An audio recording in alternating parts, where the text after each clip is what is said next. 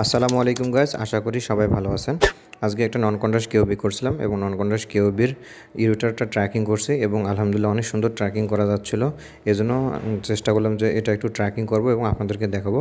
দেখেন, রাইটটা ট্র্যাকিং করে দেখলাম এবং লেফটটা দেখেন সুন্দর করে ট্র্যাকিং করছি এবং মার্ক করা জায়গা দেখেন সুন্দর একটা স্টোন দেখা যাচ্ছে পিওজিতে এবং এই স্টোনটার কারণে পুরো হাইড্রোনেফ্রোসিস হয়ে আছে। রাইট সাইডের স্টোনগুলোর কারণে কোনো সমস্যা হচ্ছে না। রাইট সাইডের যে স্টোনগুলো আছে সেগুলো নন অবস্ট্রাকটিভ, কিন্তু লেফট সাইডের পিওজি স্টোনটা অবস্ট্রাকটিভ থাকার কারণে হাইড্রোনেফ্রোসিস হয়ে গেছে লেফট সাইড ইউরেটার এবং কিডনি। এবং মার্ক করে দেওয়ার পর আমি মেজারমেন্ট করে দিয়েছি এটা কত সেন্টিমিটার বা কত মিলিমিটার। সব মিলে আজকের নন কন্ডাস কেওবিটা অনেক সুন্দর হয়েছিল। মাঝে মাঝে এমন সুন্দর সুন্দর নন কন্ডাস কেওবি দেখতে অবশ্যই আমার পেজের সাথে থাকুন, ফলো করুন এবং লাইক করুন, শেয়ার করে আমাকে সাপোর্ট করুন। আজকের নন কন্ডাস কেওবিটা কেমন হয়েছে এবং আপনাদের কাছে কেমন লেগেছে অবশ্যই কমেন্ট করে জানিয়ে দেবেন। আল্লাহ।